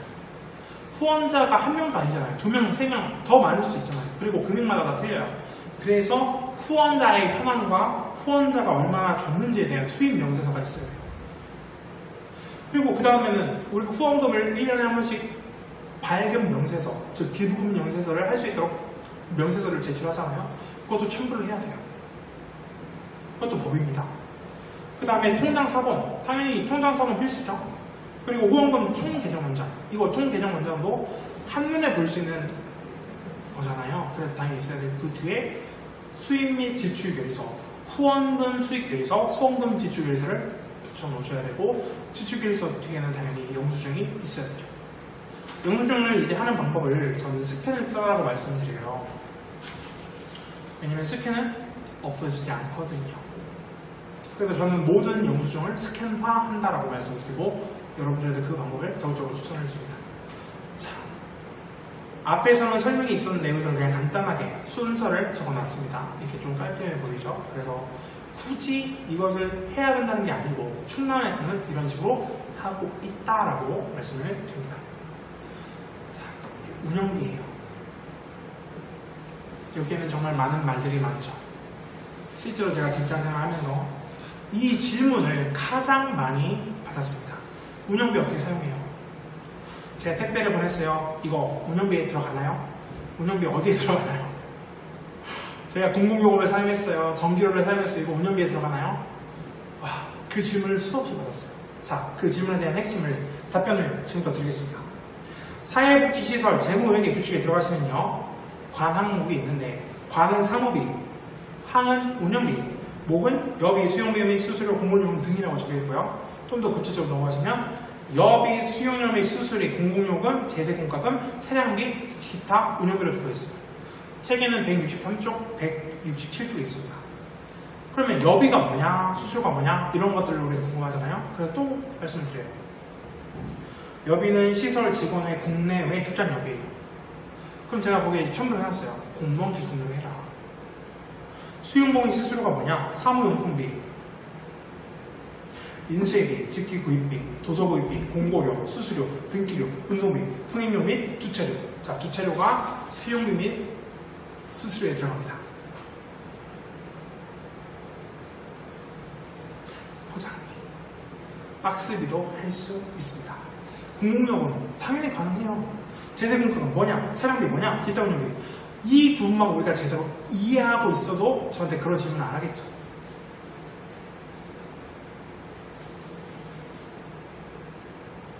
그래서 이것을 구체적으로 보시면 되는데 당연히 우리는 궁금증을 가질 수밖에 없어요. 그래서 그 방법을 또 말씀드려요. 택배 보내는 비용이 운영비에 들어갑니까? 라는 질문을 받으면요. 저는 이렇게 말해요. 다음 네이버, 구글에서 단어의 뜻을 한번 검색해보세요. 그냥 적지 말고 예를 들어서 택배비 한 칸 띄고 운영비 이렇게만 치시고 딱 그걸 치시면요. 저와 같은 질문을 했던 사람들이 이미 있어요. 그리고 그 밑에 답변이 달려 있어요. 다음에 없으면 네이버에 하시고 네이버에 없으면 구글에 하시면 돼요. 이 세 개에서 없으면 없는 거예요. 아동을 위해서 뭐 어떤 기저귀를 샀는데 이게 운영비에 들어갈까요? 입력하시면 돼요. 기저귀 운영비. 없는 것 같지만 있어요. 그리고 두 번째는 뭐냐? 세무회계를 알려주는 사이트가 있어요. 근데 이거는 좀 유료예요. 근데 여기서는 질문을 하면 세무서에서 일을 하시는 회계 일을 하시는 분이 직접 답을 달아줘요. 근데 유료기 때문에 1년에 한 3만원 내야 되거든요. 그래서 나는 좀 전문적으로 하고 싶다 하시는 분들은 이 사이트를 이용해야 된다고 말씀드립니다. 그 아는 사람에게 물어봐라. 나보다 잘하는 사람 많거든요. 그런 분들에게 물어보시면 돼요. 그 다음에 주무관님께 물어보라고 했는데 이건 하지 마세요. 네, 주무관님 바쁘십니다. 이런 거에 답변해 주실 분들이 별로 없을 거예요. 그리고 만약 얘도 찾을 수가 없다. 그 항목에 쓰지 마세요. 나는 기저귀에 대한 답변을 듣고 싶었는데 못 들었다. 그러면 기저귀 사지 말고 그냥 다른 거 하세요. 되게 무책임한 내용이죠. 하지만 어쩔 수가 없다라고 말씀드립니다. 자, 운영비는 이렇게 끝냈다라고 말씀드리고, 자, 사랑의 열매 또는 마사회 여러 가지 각종 단체를 통하여 내가 차를 받았다. 그 차가 시설차다. 당연히 보험을 들어야 됩니다. 근데 우리가 아셔야 되는 건 제가 강조하고 싶어요. 대인배상, 대인배상 1, 2 이게 체익금과 무한이거든요. 제가 이걸 일일이 설명을 안 드릴 거예요. 근데 만약에 내가 체익금 보상만 들었다. 우리 사고가 났습니다. 어마어마한 돈을 여러분들 내셔야 돼요. 대물배상이 있어요. 여기 10억이에요. 이게 최대치거든요. 만약에 여러분들 외제차를 박았어요. 외제차가 사고가 났어요. 만약에 내가 대물보상을 1억만 들었다. 외제차가 3억이 넘어요. 어떻게 하실 거예요? 자동차 상해. 업무용은 2억이 최대예요. 그 다음에 보시면 무보험 차량. 자기 차량 손해, 자차. 대상 설정.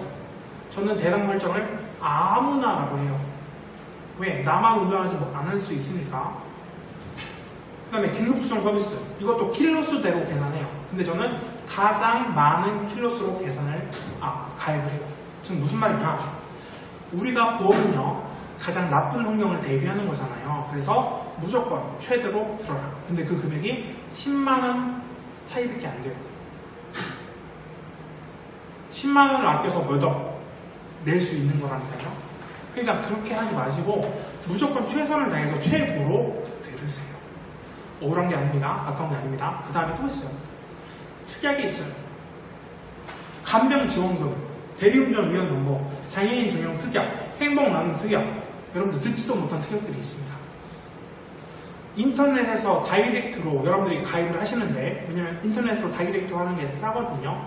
근데 제가 들었던 보험사는 말하지 않을게요. 어쨌든 가격은 싸요. 하지만 특약은 각 보험사마다 조금씩 틀려요. 뭐 대인 배상, 대물 배상 이런 거 다 똑같지만. 근데 이런 특약들을 여러분들은 다 체크를 하세요. 전 다 체크를 해요, 그냥. 그게 10,000원 차이밖에 안 돼요. 뭐 장애인 전용 특약 이거 700원밖에 안 해요. 그냥 다 넣으시는 거예요, 싸게. 왜? 최악을 우리가 생각하셔야 됩니다. 자, 공문 박스. 공문에 대한 작성 방법이에요. 우리 그룹홈은요, 공문을 언제 쓰냐? 지원서를 작성할 때 씁니다. 공문은 기관 대 기관으로서 어떤 걸 요청하거나 무언가를 얘기할 때 항상 첫 번째 장에 들어가는 것이고, 우리가 요청하는 것이 뭐예요? 도와주세요라고 하는 거예요. 사랑의 열매에 공문 보내야 되잖아요. 지원서를 작성할 때 무조건 첫 번째로 쓰는 게 공문이에요. 근데 공문 작성하는 방법을 우리는 아셔야 된다는 거예요. 어디에 있냐? 공문은 16쪽부터 24쪽까지 봐주세요. 근데 그 기본이 어디 있냐? 제가 읽어드릴게요. 행정안전부 홈페이지. 정책자료, 간행물, 행정업무운영 편람에 공문 쓰는 법이 들어가 있습니다. 그리고 가장 최신 본이 2018년도에 나온 본이에요. 공문 쓰는 법은요, 서문, 본문, 결문이 있어요. 서문에는 뭐가 있고, 본문에는 뭐가 있고, 결문에는 뭐가 있고. 간단하게 말씀드리면 서문에는요, 그룹홈, 그러니까 공문을 보내는 곳에 그룹홈 명이 들어가요. 본문은요, 인사말과 어떤 내용, 우리가 뭐 자동차 지원 사업에 신청했습니다, 뭐 이런 식으로 들어가요. 그 다음에 결문은요, 이 공문을 누가 보냈냐, 담당자 이름부터 시작해서 결제자 이름부터 시작해서 전화번호, 홈페이지, 뭐 팩스 번호, 그 다음에 접수, 그 다음에 언제 공문을 보냈는지 일시 이런 게 다 들어가요. 근데 이런 부분들을 제가 당연히 예시로 해놨고요.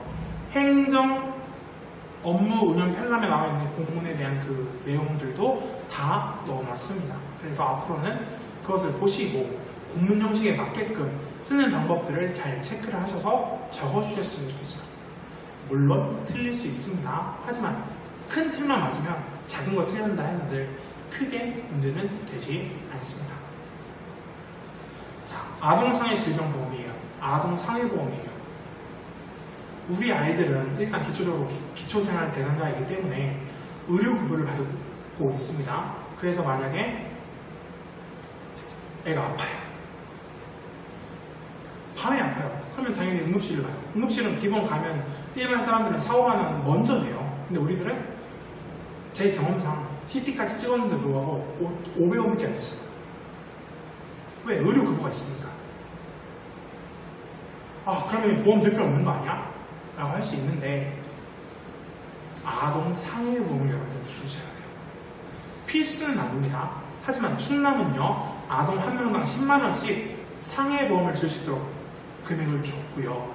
우리는 그것을 보험회사와 어느 보험회사가 있는데 그 보험회사와 협약을 맺어서 10만원이나 되는 돈을 되게 혜택이 좋게끔 소멸성으로 1년 소멸성으로 보험을 들어줬습니다. 그 내용을 한번 보면요, 의료비, 화상, 골절, 일상배상 책임보험, 영업배상 책임보험 다 들어있어요. 아 뭐야, 의료비 어차피 되는 거 아니야? 만약에 희귀병이면 어떻게 해요?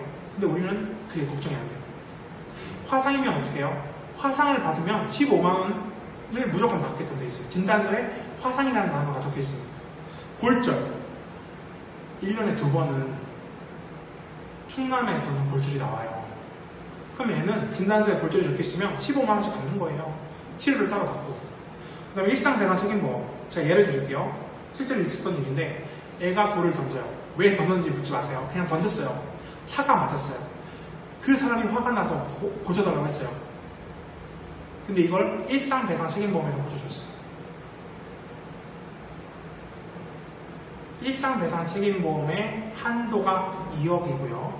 얘가 만약에 다른 집에 가서 도자기를 깨뜨렸어요. 어떤 물품을 때려 부셨어요. 해도 다 이걸로 커버가 가능해요. 그러니까 당연히 아동상해보험을 여러분들 들으셔야 된다고 말씀드립니다. 10만원으로 아이가 사고 치는 것을 모두 해결할 수 있고요. 자, 이제 넘어갈게요. 자, 사건이 발생했어요. 그럼 당연히 우리는 이 보험을 신청하잖아요. 그래서 첫 번째는 정의서를 작성해요. 육하 원칙에 맞게끔 왜 이렇게 어떤 사건을 통하여 왜 이런 사건이 일어났는지를 다 적어주시고요. 그 다음에 보험금 청구를 해야 돼요. 그러니까 어떤 사건이 일어났을 때 그것을 먼저 해결하고 있는 보험금을 받는 거예요. 그러니까 후청구죠.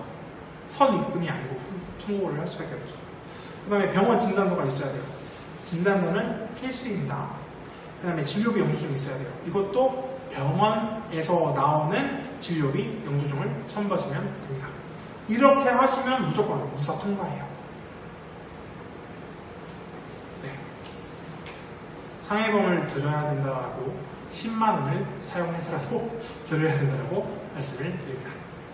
자, 문서 정리입니다. 자, 폴더 트리라고 하시면 되게 애매할 수 있는데 쉽게 얘기해서 컴퓨터에 수없이 많은 공동생활 과정의 업무에 관한 폴더들을 다 넣어놓으라는 거예요. 여기서는 요리 폴더 트리가 되게 많이 있는데 PPT에서는 없는데 책에서는 되게 많이 넣었어요. 사업계획서, 뭐 여러가지 지원서, 뭐 임금, 대장 이런 식으로 각 항목마다 그냥 다 넣어놨어요. 그러면 4-50개씩 넘어요. 근데 이게 왜 필요할까요? 우리가 업무하는 것을요, 문서로만 만들어 놓으면요, 문서는 나중에 헤어질 수도 있고, 실제로 저희 아이가 찢어버린 적도 있었고요. 그렇게 되면 문서가 그냥 날아가는 거예요. 하지만 스캔을 해놓으면요, 저장을 해놓고요, 이렇게 폴더에 넣으면요, 정부에서 갑자기 시청에서, 애들 그러니까 아동에 관한, 주세요. 종사자 급여 명세 좀 주세요. 몇 년도 거. 그러면 2016년도에 들어가서, 거기 급여 명세 딱 폴더에 들어가시면, 그 폴더에 급여 명세서 있는 거예요. 그러면 그것만 드리면 돼요. 이렇게 당연하게 한다라는 분이 별로 없었어요. 항목마다 다 놓으시면 누가 언제 무슨 자료를 요청하든 간에 쉽게 빠르게 정보를 전달할 수 있습니다. 그래서 폴더 트리를 만들어 놓으시고요. 참고로 폴더 트리에 사진만 없으면요, 되게 많이 저장할 수 있어요. 우선 인터넷에 저는 드롭박스를 쓰는데 저장할 수 있는 웹하드가 있다라고 생각하시면 돼요. 네. 그러면 기본적으로 몇 메가까지는 무료로 돼요.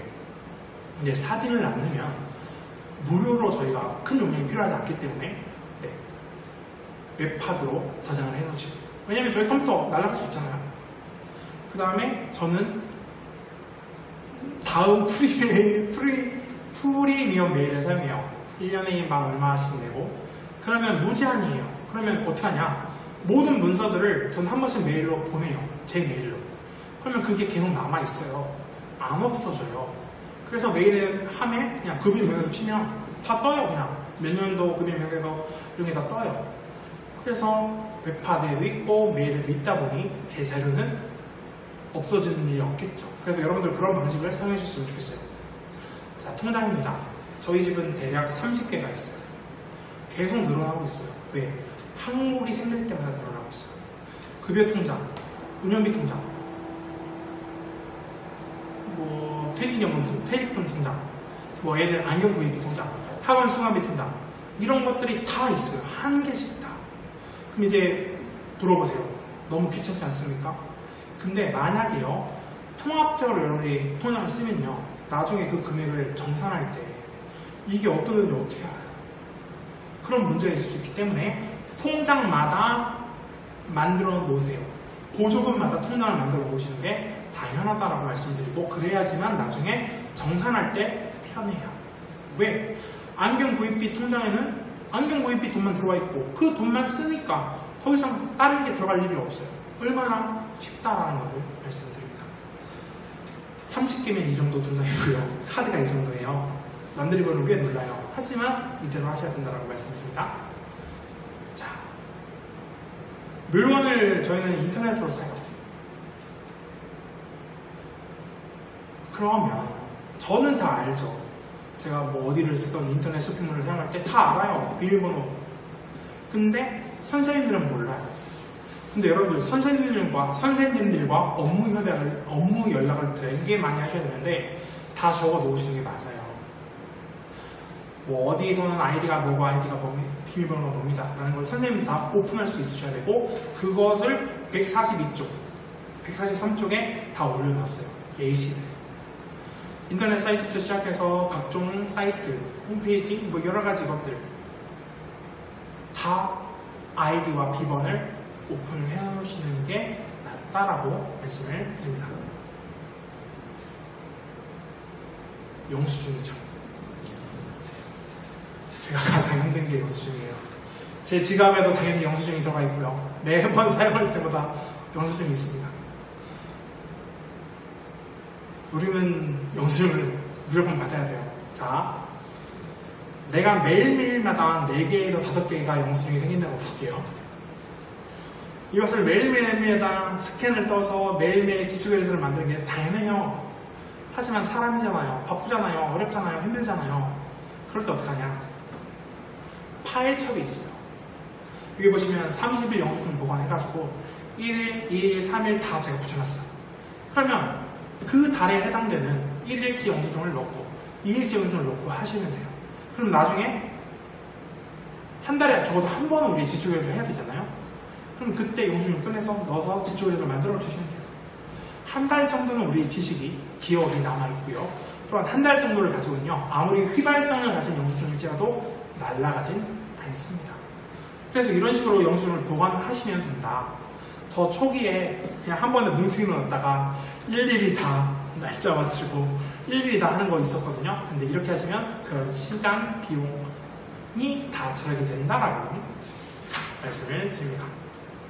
자, 우리 명함도 있어야 돼요. 자, 그룹홈 협의회에서 나오는 공식적인 명함이다라고 말씀드립니다. 근데 이것을 어느 분한테 얼마에 요청해야 되는지는 알아야 되는데 그 업체명을 제가 적어놓을 수가 없었어요. 개인정보 보호 때문에. 그래서 저한테 뭐 개인적으로 문의하시거나 그룹홈 협의회에 문의하시면 명함을 어디서 만들지는 알려주시면 되는데 200명 기준으로 19,800원이고요. 네, 저희 그룹홈 협의회 공식적인 명함이다라고 생각하시면 됩니다. 자, 인터넷 팩스예요. 저는 이제 일반 팩스를 쓰지 않습니다. 그렇다고 해서 인터넷 팩스만 쓰라고 말씀드리는 건 아니에요. 자, 인터넷 팩스가 뭐가 좋냐? 우선 팩스 기계가 없으셔도 되고요. 또한 보안이 굉장히 용이하고요. 언제든지 저장이 되어 있어요. 저는 이 책에서는 뭐뭐 팩스를 사용한다고 나와 있는데 한 달에 2,000원 정도밖에 안 돼요. 그리고 제가 보낸 팩스와 받은 팩스가 다 들어가 있어요. 그리고 팩스 기기가 없어요. 그래서 저는 인터넷 팩스를 사용해야 된다고 말씀드려요. 솔직히 우리 팩스 보낼 때 많잖아요. 그때 굳이 팩스 기기 없이 인터넷 팩스로 쉽게 보낼 수 있다. 그래서 인터넷 팩스를 사용하세요 라고 말씀을 드립니다. 자, 중요하고 슬픈 이야기로 좀 넘어가겠습니다. 자, 우리가 그룹홈 하면서 가장 무서워해야 되는 게 뭐냐? 아동학대입니다. 성학대, 신체학대, 정서학대 이런 부분들 수없이 많이 교육을 들으셨을 거예요. 근데 저는 그렇게 뻔한 교육을 하기 전에 뻔한 교육은 아니에요. 핵심만 말씀드려요. 자, 아동학대에 의하여 신고가 되었다라고 칠게요. 자, 여기 보시면 표가 있어요. 신고가 돼요. 자, 무조건 경찰이 들어갈 수밖에 없습니다. 중간에 봐주세요. 소용없어요. 경찰에 가요. 자, 경찰에서는 무조건 검찰로 가요. 중간에 안 가는 거 아니에요? 아니요, 가요. 무조건. 물론 아주 미세한 확률에 의해서는 안 갈 수도 있는데 그냥 간다라고 보시면 돼요. 그리고 검찰에 가는 순간 재판을 받거나 재판을 안 받거나 해요. 근데 대부분 재판을 받아요. 그 핵심이 뭐냐? 신고되면 재판이에요. 네, 슬프죠? 네, 근데 핵심, 뭐 어쩔 수 없죠, 뭐. 자, 넘어갈게요. 신고되면 재판이다. 자, 피해 아동들은요, 당연히 보호를 받습니다. 그건 당연한 거고요. 그 다음에 저희가 학대 행위자, 즉 학대를 한 사람은요, 재판을 가요. 근데 그 기간이요, 굉장히 짧을 것 같죠? 몇 달 걸려요. 몇 달 되는 동안 경찰서에도 가야 되고요, 검찰에도 가야 돼요. 물론 안 부를 수도 있지만 경찰은 무조건 만나요. 조서 한번 써야 돼요. 네, 넘어가시죠. 자, 제가 핵심을 말씀드렸는데 이게 판례를 말씀드릴 거예요.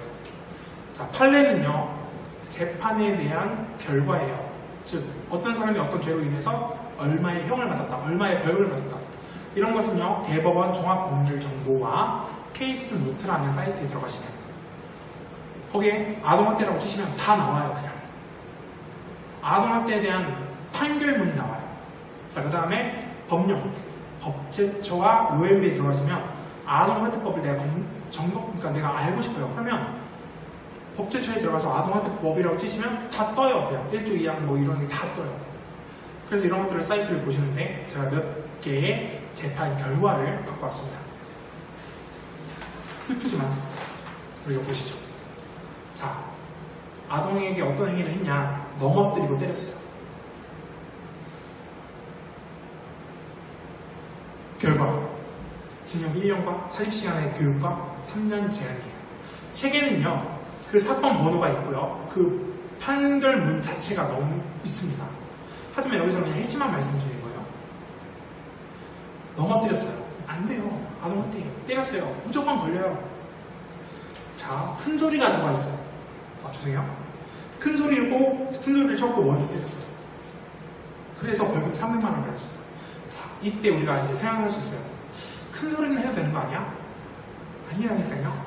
이 항목에 보면, 판결에 보면 분명히 머리 때린 것을 통하여 벌금 맞은 게 더 크겠죠. 하지만 큰 소리도 들어가 있다. 이것도 아동학대에 들어간다라고 판결문에 적혀 있다라는 것을 말씀드립니다. 아동학대 하지 마세요. 자, 그 다음에 회초리 한 대를 때렸어요. 허리춤을 당겼어요. 자, 회초리를 세게 때렸냐, 살살 때렸냐 중요하지 않다니까요. 때렸다는 행위 자체가 이미 끝난 거예요. 그 다음에 그 사람은 어떻게 됐냐? 벌금 300만 원과 1년 취업 제한을 받았습니다. 자, 벌금을 받으면요, 1차가 6개월 영업 정지예요. 6개월 영업 정지가 뭐냐? 6개월 동안 우리 아이들을 다른 시설로 보내야 되고요. 그럼 6개월 후에 시청에서 우리한테 아이들을 주나요? 안 줘요. 우리가 1년 동안 만약에 아이가 없으면요, 우리 무보수예요. 그럼 뭐예요? 폐쇄예요. 즉, 영업 정지가 우리를 폐쇄라고 생각하시면 돼요. 자, 40분 동안 교구장에 앉혔어요. 이 교구장이 좀 높았어요, 이 정도.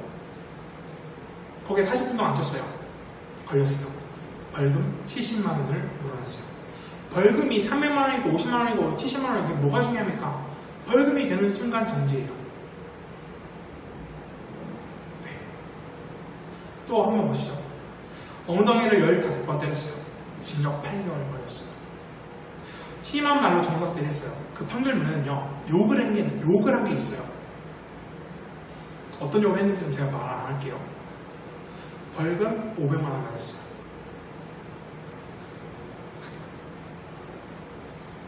힘내시고요. 아동학대는 결코 해서는 안 됩니다. 아동학대 진행사항에 대해서 잠깐 말씀드릴게요. 신고를 당하면요, 무조건 조사를 하는데 경찰 조사예요. 물론 아동학대 경찰서에서 전에도 이미 뭐 시청에서 할 수도 있고요. 뭐 복지관 선생님이 나와서 할 수도 있고요. 수없이 많은 분들이 할 수 있겠죠. 하지만 조사가 돼서 신고가 되면 무조건 경찰로 가요. 그 다음에 경찰에서는 당연히 검사, 즉 검사한테 넘깁니다. 그러면 무조건 형사 또는 가정법원에 가요. 즉 재판을 만나는 얘기예요. 무죄는 거의 안 나옵니다. 자, 차량 운행 일지예요. 자, 슬픈 얘기를 했다가 무거운 얘기를 했다가 좀 쉬운 얘기를 넘어갈게요. 내가 차량을 받았어요. 시설 차량이에요. 그러면 여러분들은 차량 운행 일지를 차 옆에 공간들이 있을 거 아니에요. 거기에 차량 운행 일지를 넣으셔야 돼요. 그리고 어딘 갔을 때 적고 어디 왔을 때 적고 하시면 돼요. 왜냐면 차량 일지는요, 출발 시간, 도착 시간, 행선지, 탑승 인원, 킬로수를 적어야 돼요. 근데 여러분들 이걸 다 기억할 수 있나요? 못해요. 그래서 차량 운행 일지에 할 때마다 갈 때마다 올 때마다 적어주시면 편합니다. 그리고 옆에 놓아달라고 말씀을 드리는 거예요. 예시도 당연히 넣어놨고요. 참고로 이 예시는 사랑의 열매 차량 운행 일지 자료실에 있어요. 그것을 그냥 있는 그대로 갖고 왔다라는 사실을 말씀드립니다. 자, 우리는 문서를 작성해요. 공문을 작성해요. 글을 써요. 그때도 법칙이 있어요. 공문을 작성하는 법이 행정업무 운영 편람에 있는데 2018년도에 나온 것이 최신본인데 거기에 어떤 방식이 되어 있느냐. 자, 금액을 적습니다. 1,000원을 적어요. 먼저 한글로 아니요. 금 1,000원, 그 다음에 한글로 금 1,000원 이렇게 적어야 돼요. 즉 숫자로, 아라비아 숫자로 쓰고 그 다음에 금액을 적어야 돼요. 날짜 2019년 01 10월이면 19 이런 식으로 해서 숫자로 적고 점을 찍어야 돼요. 2019년 이렇게 하지 않아야 된다고 말씀드린 거예요. 시간 24시간 기준으로 적어야 돼요. 단위 명사 50명 붙여 쓰는 건가요? 아니요. 50 띄고 한 칸 띄고 명이에요. 또 독립명사, 예를 들어서 자전거, 열차, 운행. 자전거도 독립명사, 열차도 독립명사, 운행도 독립명사면 다 한 칸씩 띄어야 돼요. 외국 문자, 영어를 쓰는 걸로 생각하겠지만 아니에요. 영어를 쓰는 걸로 생각하겠지만 아니에요. 정보기술 다음에 IT 이런 식으로 적어야 돼요. 차별적 표현, 이거 좀 나쁜 말이잖아요. 그래서 제가 예시는 말씀을 안 드리겠지만 부정적인 단어는 아예 사용하지 말아주셨으면 하겠고요. 자, 호칭이나 가능명 뭐뭐뭐 홍길동 할게요. 홍길동 띄고 시예요. 이거 띄어쓰기 법칙하는 거 아니에요? 네, 맞아요. 근데 이것도 규칙이 있다. 그리고 공문서 쓰는 규칙이다 라고 우리는 당연히 공무원분들이 하시는 그것들을 잘 따라갈 수밖에 없다라고 말씀을 드립니다. 네.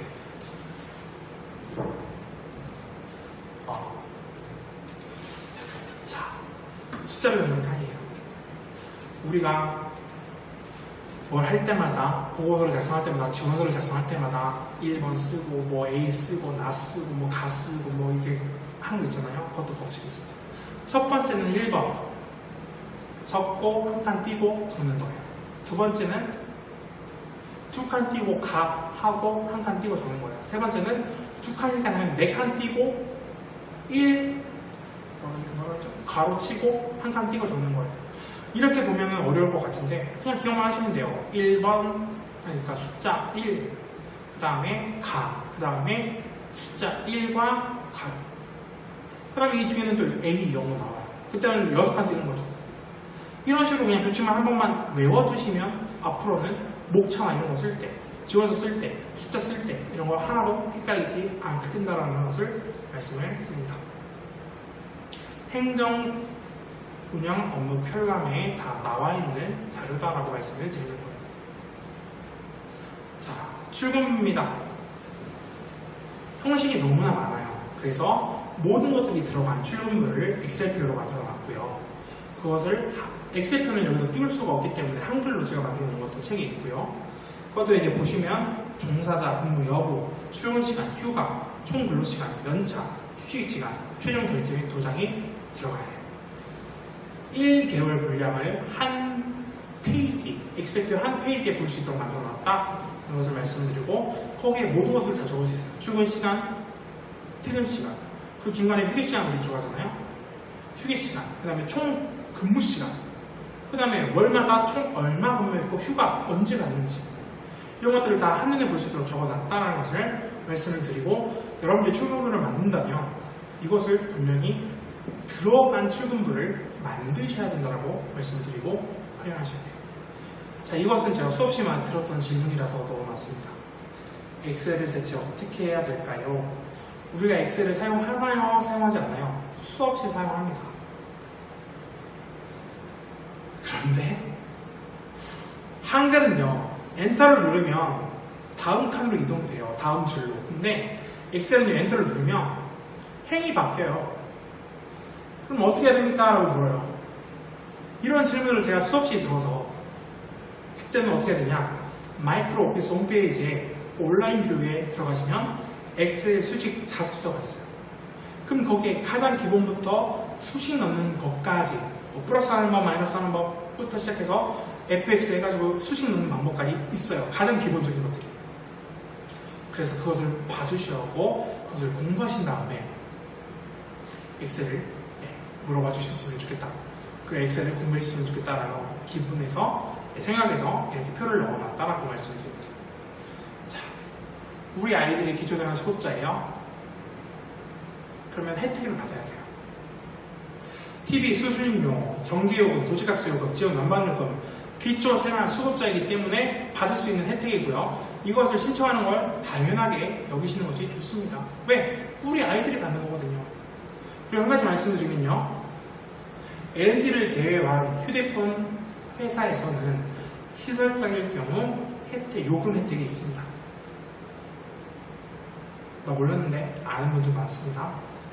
그래서 LG를 제외한, 제가 어쨌든 KT와 SKT에서는 휴대폰 요금을 시설장은 요금 할인을 받을 수가 있는데 그것을 활용해 주셨으면 좋겠습니다. 자, 각종 교육 및 프로그램이 있습니다. 자, 여행을 갑니다. 어떤 교육을 합니다. 이런 것들이 다 프로그램이 돼요.